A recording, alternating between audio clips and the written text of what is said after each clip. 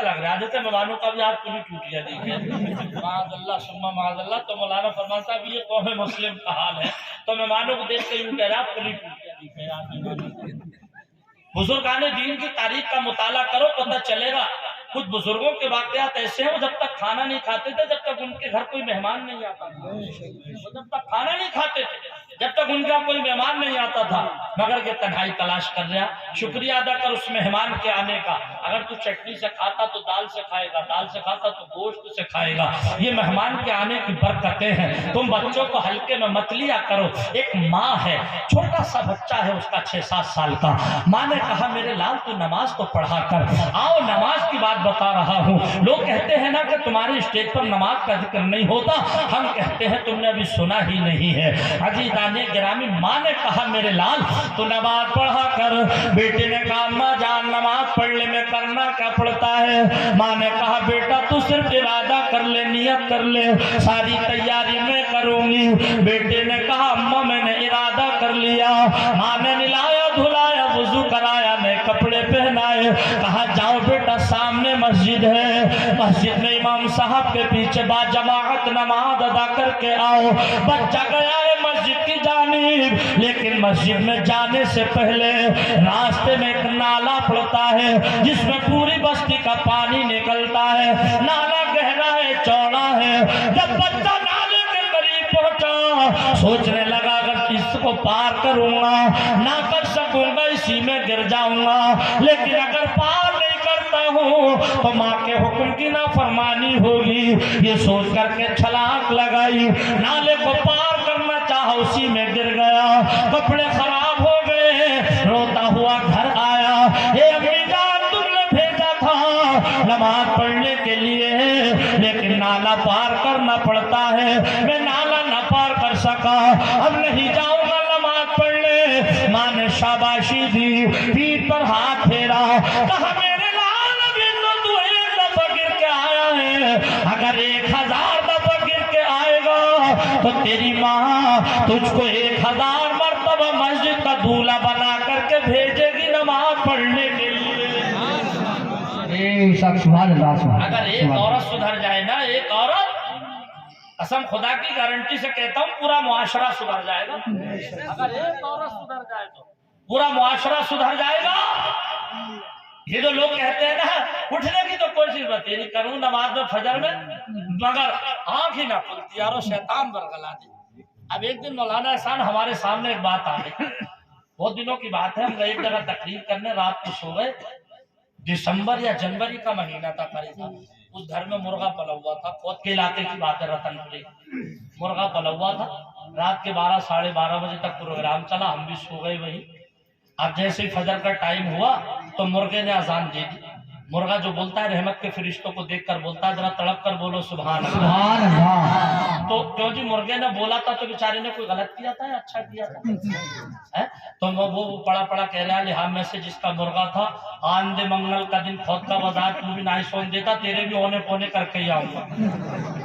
کیونکہ منگل کا بازار لگے خود کا, تو یہ کہہ رہا آندے بازار کا دن تو بھی نہیں سون دیتا, تیرے بھی اونے پونے کر کے ہی آؤں گا. تو مجھ سے برداشت نہ ہوئی. میں بولا بھیا مرغے کا کیا قصور ہے یار, یہ تو تمہیں جگا رہا نماز کے لیے. بولے یار مولانا یہ تو ٹھیک ہے, میں روز ہی بولا اتنے ٹائم بولے, جب ہی نیند آگے مزے کی جب یہ بول رہا. یہ قوم مسلم کا حال ہے. پھر کہتے ہو کہ ہم پریشان کیوں ہیں؟ ابھی 2 باتیں میرے ذہن میں ہیں, اور میرا ذہن اللہ کے فضل و کرم سے میموری میں بالکل ٹھیک ٹھاک ہے میری. ابھی ایک بات میں نے اور بیچ میں چھوڑی تھی, اسے بھی پوری کروں گا. ذرا تڑپ کر بولیے سبحان اللہ.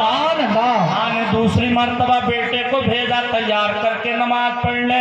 مختصر یہ پھر نالے میں گر گیا. پھر روتا ہوا گھر آیا. بولا امی جان اب نہیں جاؤں گا.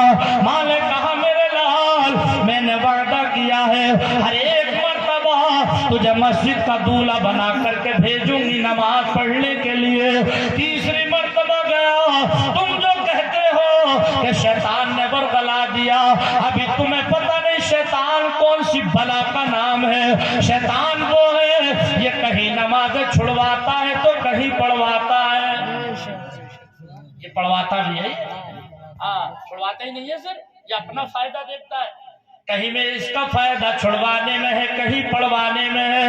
اب لڑکا تیسری مرتبہ مرتبہ آ گیا نالے پر کھڑا ہے، اب دیکھ رہا ہے پار کروں گا تو پھر گروں گا، اتنے میں پیچھے سے آیا، سفید پوشاک میں ہے، بڑا بنا ٹھنا ہے، اس نے آ کر کے لڑکے کا بازو پکڑا، نالا پار کرا دیا، کہا جا بیٹا سامنے مسجد ہے، جا کر کے نماز پڑھ لے۔ مگر بچہ بڑا ہوشیار ہے، بڑا عقل مند ہے، ایک دو قدم رکھے پیچھے کو مڑ کر کے دیکھ لیا، کہا رے بھائی سنو تو تمہارا نام کیا ہے؟ آخر تم بھی تو سفید پوشاک میں ہو، مجھے نماز پڑھنے کے لیے بھیج کر کے تم کہاں جا رہے ہو؟ یہ بتاؤ تم کیوں نہیں آئے نماز پڑھنے کے لیے؟ اس نے کہا میرا پتہ مت پوچھ، میرا ایڈریس مت لے۔ بچہ بولا جب تک پوچھ نہ لوں گا دل کو قرار نہیں آئے گا۔ اس نے کہا سن، دنیا مجھے شیطان کہتی ہے، میں شیطان ہوں۔ اس نے کہا رے ظالم، تیرا کام تو نمازیں چھڑوانا ہے، تو پڑھوانا کب سے لگا ہے؟ اس نے کہا میں کہیں چھڑواتا ہوں، کہیں پڑھواتا ہوں، میں اپنا فائدہ دیکھتا ہوں۔ بچے نے سوال کیا یہاں تیرا کیا فائدہ ہے جو تو نے مجھے نالا پار کرایا؟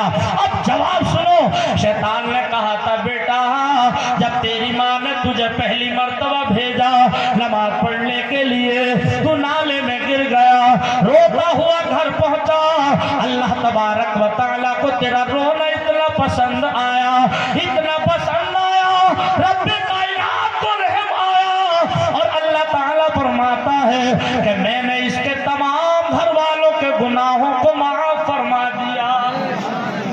رویا بچہ ہے، گناہ گھر والوں کے معاف ہو رہے ہیں۔ کہا پھر کیا ہوا؟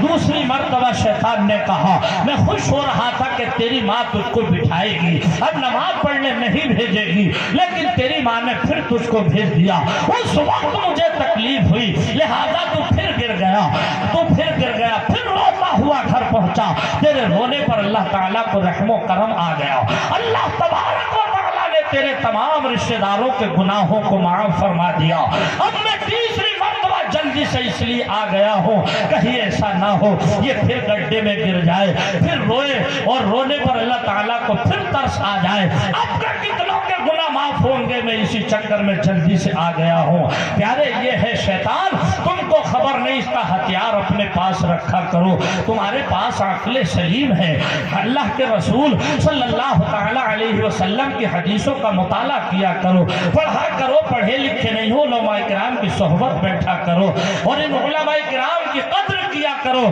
ایک نقطہ میں نے بیچ میں دیا تھا، تم جو کہتے ہو اللہ ہم سے ناراض ہے، پیارے اللہ تعالیٰ جب اپنے بندوں سے ناراض ہوتا ہے تمہیں اس کی پہچان نہیں، وہ اپنے بندوں سے روزی نہیں چھینتا، چین نہیں چھینتا، پانی نبی کی بارگاہ سے جواب ملتا ہے اے لوگوں میں نے داہنی سائڈ کا دودھ اس لیے پیا تھا، بائیں سائڈ کا اس لیے چھوڑا تھا کہ داہنی سائڈ کا دودھ ہلکا ہوتا ہے، بائیں سائڈ کا دودھ بھاری ہوتا ہے۔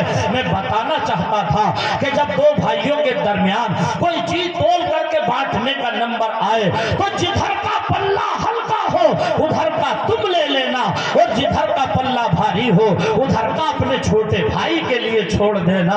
پیارے یہ سبق لے کر کے جاؤ آج جلسے سے، یہ ہمارے علماء کرام ہیں، ان کے چہروں کی آپ نے زیارت کی، ان کی بات مانا کرو، ان کی صحبت اختیار کیا کرو۔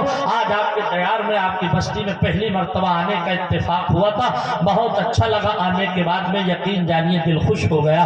دوران تقریر اگر کوئی لغزش کوئی گستاخی ہو گئی ہو ان علماء کرام کو گواہ بنا کر توبہ کرتا ہوں، استغفر اللہ ربی من کل ذنب واتوب الیہ۔ ایک مرتبہ میں بھی کلمہ شریف پڑھ رہا ہوں، آپ بھی پڑھ لیجئے، لا الہ الا اللہ محمد الرسول اللہ صلی اللہ تعالی علیہ وسلم۔ اسیرے کا کلو رخسار رہیے، فقیر کوچے سرکار رہیے، مدینے سے دوا آتی رہے گی، مگر شرط یہ ہے کہ نبی کے عشق میں بیمار رہیے۔ بڑے شوق سے سن رہا تھا زمانہ، ہمیں تھک گئے داستان کہتے کہتے، اور اجالے اپنی یادوں کے ہمارے ساتھ رہنے دو یا رسول اللہ، اجالے اپنی یادوں کے ہمارے ساتھ رہنے دو، نہ جانے کس گلی میں زندگی کی شام ہو جائے۔ حضرات انشاءاللہ زندگی نے وفا کی، اب پھر ملاقات ہوگی۔ وما علینا الا البلاغ۔ السلام علیکم ورحمۃ اللہ۔